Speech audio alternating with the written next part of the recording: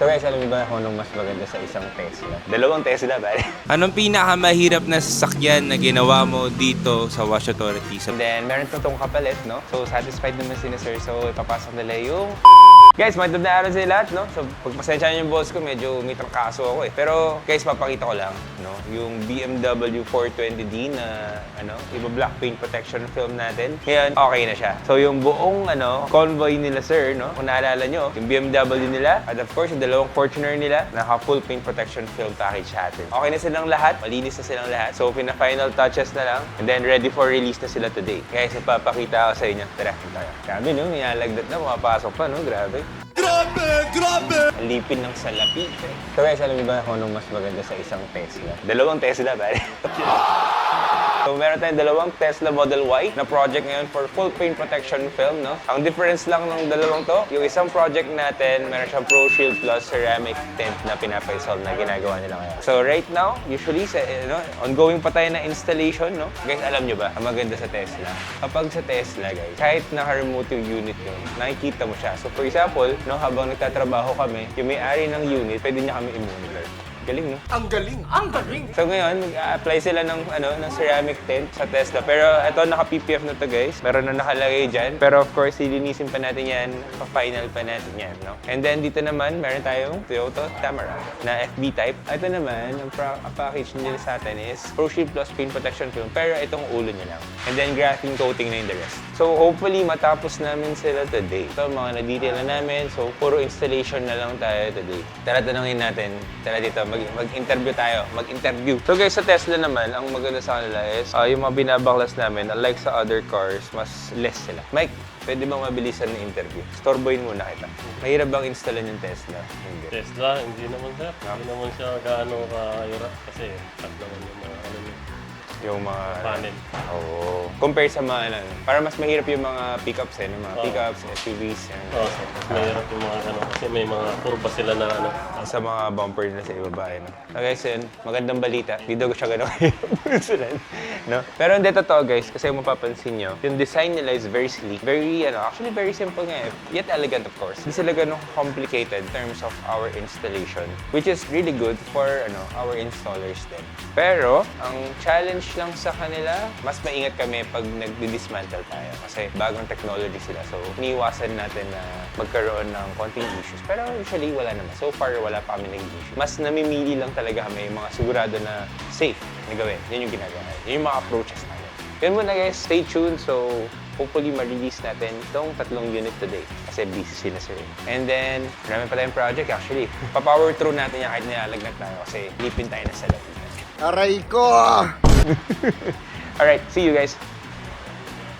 Hi guys, so release natin yung 3 unit, no? Yung BMW, yung tsaka yung dalawang Fortuner, no? And then meron itong kapalit, no? So satisfied naman si Sir. So ipapasok nila yung Harley Davidson nila tsaka yung Land Cruiser 200 na for black paint protection film. Kung naalala niyo yung first vlog natin, no, na naglagay tayo ng black paint protection film sa Land Cruiser, tapos tinanggal natin yung decals, tapos nag-install tayo ng brand new na decals. So ganun ulit yung project natin.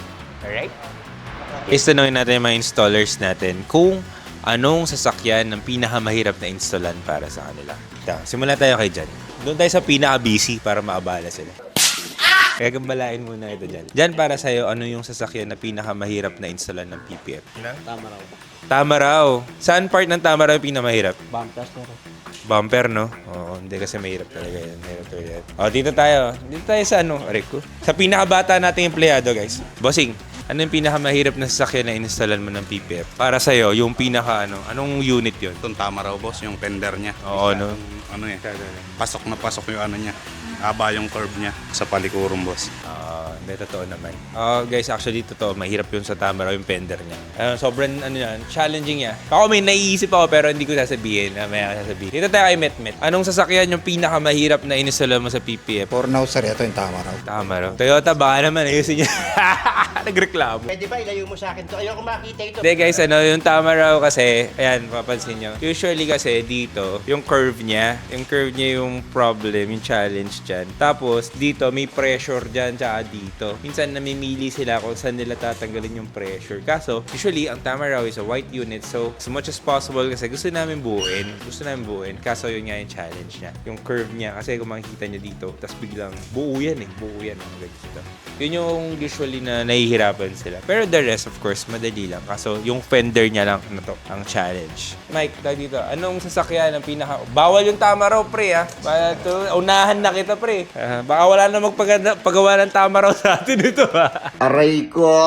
Kung makakagawa tayo dito, pinakamahirap yung G63 Mercedes. Oo, yung G63. Bakit? Kasi maraming mga kanto na tapos may mga parang palubog na dun umaangat minsan yung mga nagbababa. Tsaka, I think marami silang malitlit na pyesa, di ba? Na parang nalitlit na panel na kailangan meticulous ka na isa-isahin mong installan, no? Oo, sir. Lalo na yung bumper nun sa harap. De, totoo yun, guys. Yung G63 kasi, kung naisip nyo yung shape niya, marami siyang small parts. Para siyang Jeep Wrangler, di ba? Yung Jeep Wrangler din, guys, sobrang matrabaho. Guys, di pa kami nakagawa daw ng G63. Sorry. Pero baka may G63 ka dyan, gusto mo magpa-PPF, open kami hanggang linggo, pare. May experience na sila. Kayang-kaya yan. Anyway, guys, sino ba? Si Robert. Robert! Nasa checking. O, tara, dito tayo sa checking. So, guys, meron tayong dumating na Toyota Hilux GR na red. So, i-checking natin to. Naka full paint protection film na rin to sa atin. Kumusta? Okay naman? Bali, for checking siya, naka full PPF din siya, and then actually naka PPF din yung mga... Oh yeah, ito yung, I'm not sure kung na-vlog namin to, but ito yung Toyota Hilux GR na pati yung fenders niya, naka PPF siya. Hindi siya ayan. So, i-check namin buo. So far, mukhang okay naman to. May isang part lang doon na ayusin natin. So, si Robert, guys, wait lang natin. Napaka-busy yan. Checking lang siya. Guys, Jericho Rosales pala. Anong pinakamahirap na sasakyan na ginawa mo dito sa Wash Authority sa PPF? Anong model? Mustang? Bumper. Saka yung Challenger. Oh yeah. Naalala ko yung Challenger. Bakit? Sa bumper, masyadong curve. Kailangan todo hila talaga. Todo hila. Baklasin na lang natin, pre. So yun guys, na-share nila kung ano yung mga medyo busy lang talaga ngayon Ayun yung mga mahihirap na ginawa nila, Usually kasi dun sa Mustang tsaka sa Challenger, yung mga bumper nila, yung mga papasok, yun yung mga mahihirap na installan. Kasi yun yung mga may umaangat. And then, of course, special mention again, yung Toyota Tamaraw. Sobrang challenging talaga niya. It's a very simple car, pero yung body shape niya medyo kakaiba. Kasi yung mga usual na fenders, mga ganito, yan, di ba? Makita mo yung usual fenders, ganun. Tapos ganito lang, di sila ganun complicated. Pero pag nakita mo yung fender ng Tamaraw, paano siya Paumbok siya. Tara bro, parang paumbok siya, So, di lang siya paumbok. Meron pa siyang mga small details na ganito. Then, yung sa paloob niya dito, challenging yan. Pero, gagawa naman. Kumbaga, lang talaga. It takes more time than usual compared to other cars. Anyway guys, sana may natutunan kayo, May natutunan kayo ng konti. So, for now, tutuloy muna namin yung mga projects natin. And then, check natin, hopefully matapos natin yung 2 Tesla. So guys, stay tuned, Hopefully matapos namin yung 2 Tesla and pakita namin sa inyo yung finished product natin. Alright? See you!